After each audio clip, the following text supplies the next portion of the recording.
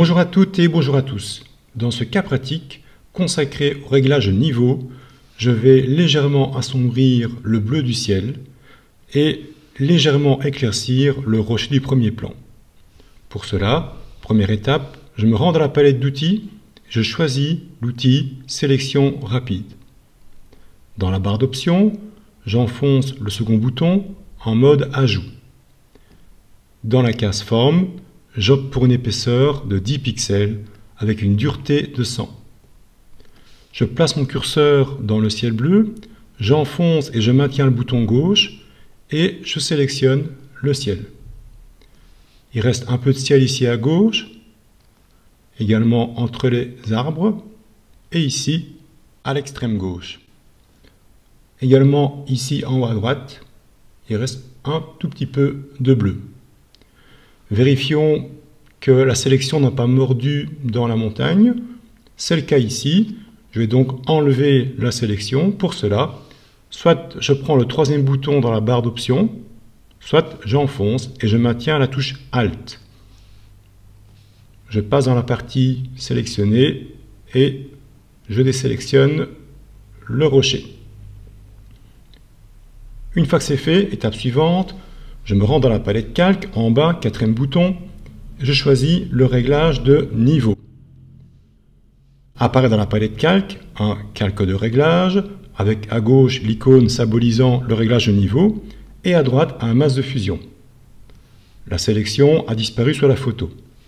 Sur le masque de fusion, tout ce qui est blanc correspond à la sélection, tout ce qui est noir, ce qui n'est pas sélectionné. Tout ce qui est blanc va donc être réglé. Dans ce cas-ci, on va assombrir le ciel, et tout ce qui est noir ne sera pas réglé, et donc ne sera pas impacté par le réglage. Je me rends dans le panneau Propriétés, et je vais ici jouer avec le curseur du milieu pour pouvoir éclaircir ou assombrir les teintes moyennes. À gauche, on a le curseur pour les noirs, à droite, le curseur pour les blancs, au milieu, le curseur gris pour les teintes moyennes. Je vais ici régler mon curseur à environ 0,80 environ. Voyons voir le résultat. J'ai donc bien légèrement foncé mon ciel. Je voudrais maintenant éclaircir le rocher de gauche au premier plan. Un clic sur l'arrière-plan pour revenir sur l'image de fond. Je reprends ou je conserve l'outil Sélection rapide avec les mêmes options, le bouton Ajout. Je place mon curseur dans le rocher, j'enfonce et je maintiens le bouton gauche et je fais ma sélection de mon rocher.